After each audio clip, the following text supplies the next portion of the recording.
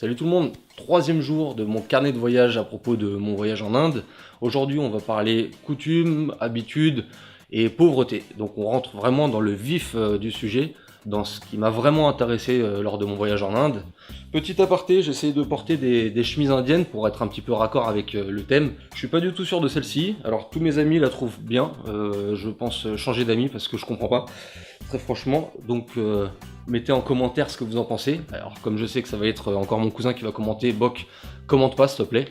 Laisse-moi tranquille. Pour commencer à parler de coutumes indiennes, d'habitude, je voulais commencer en parlant de leur religion.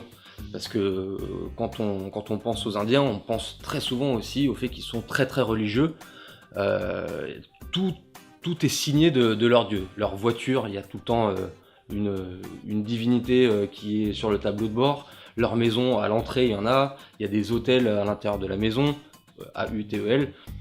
Donc c'est très très très religieux, mais je voyais ça vraiment comme étant une sorte de superstition, plus que religion. On est dans une culture imprégnée d'une religion monothéiste, et une religion polythéiste, ça me paraissait vraiment plus de la superstition.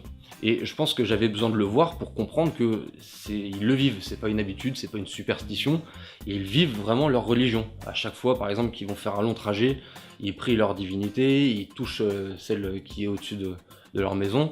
C'est vraiment, ils ont vraiment leur rituel. J'ai vu d'ailleurs à quel point leur religion était présente dans la vie de tous les jours, parce qu'il y a énormément d'histoires religieuses qui leur inculquent des valeurs, une façon de penser, une façon de vivre, notamment au niveau du respect de la vie, du respect de la vie animale, et c'est quelque chose qui est et elle est super longue ma phrase, j'ai pas envie de la finir.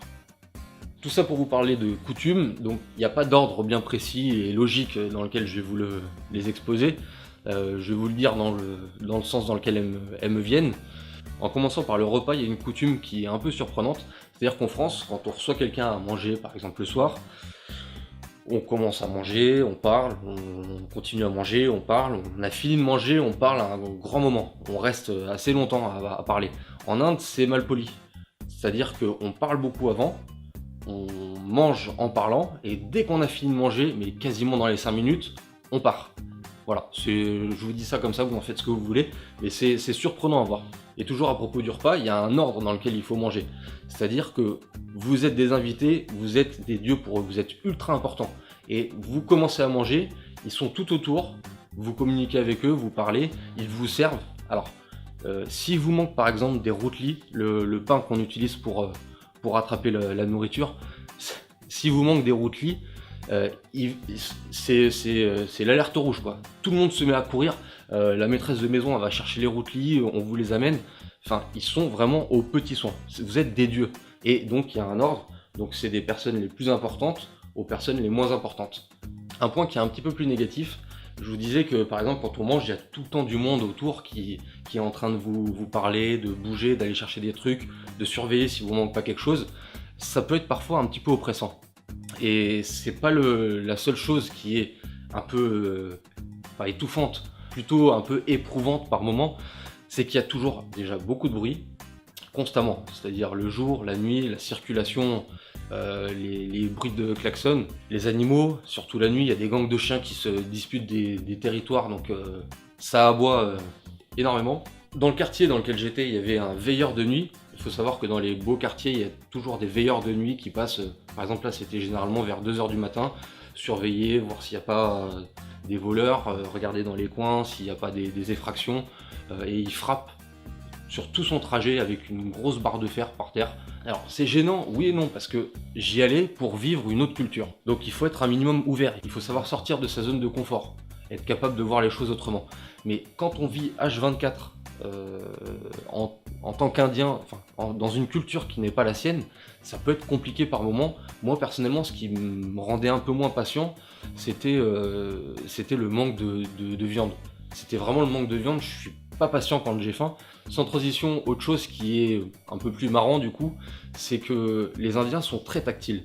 Ils touchent énormément et ça peut être surprenant des fois. Deux hommes peuvent très bien se tenir la main dans la rue sans être gays. Il n'y a pas de problème avec ça. Alors, à ce que j'ai vu, c'est plus pour amener l'autre d'un point A à un point B, mais il n'y a pas de problème. Ils peuvent se tenir même par l'épaule. sans qu'il y ait de connotation sexuelle ou amoureuse. Et les femmes aussi d'ailleurs. Une des tantes qui était trop heureuse de faire des cadeaux à mon ami, parce qu'ils sont comme ça, ils sont ultra généreux. Ils sont moins riches que nous, mais ils ont besoin de nous faire plaisir. Je disais quoi? Oui, parce que ma tante tenait mon ami par la main pour l'amener dans les magasins et tout ça. Elle l'a tiré, enfin, par frénésie. C'était de la frénésie. Elle était contente, donc elle tenait la main. Voilà. Et je disais qu'ils aimaient offrir des cadeaux. Donc c'est vrai qu'ils sont beaucoup plus pauvres que nous, mais c'est pas une notion qu'ils perçoivent comme nous. C'est-à-dire que c'est pas le plus important, l'argent. Ils mettent leur valeur ailleurs que l'argent. Et comme je disais tout à l'heure, sortir de sa zone de confort, être capable de voir, d'avoir une page blanche et de voir différemment que comme on le verrait avec nos yeux français, c'est important.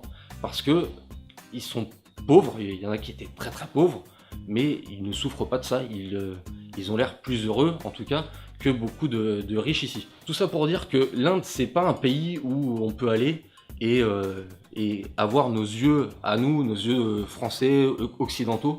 Il faut être capable d'avoir une page blanche, de sortir de sa zone de confort, être capable de voir autre chose et de percevoir d'autres choses.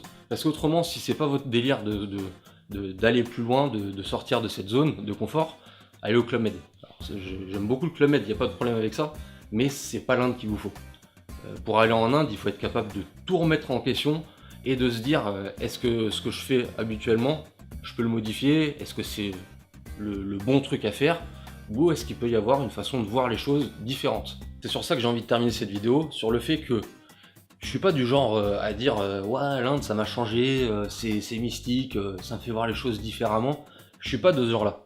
Je suis du genre par contre à dire, après avoir fait ce voyage, que il y a des éléments dans notre vie qui peuvent être à reconsidérer, et justement l'Inde c'est un voyage parfait pour faire cette démarche-là, pour remettre en question le mode de vie qu'on a tous les jours et découvrir autre chose qui, alors, du coup, est totalement différent de A à Z, de la douche aux toilettes, en passant par la nourriture.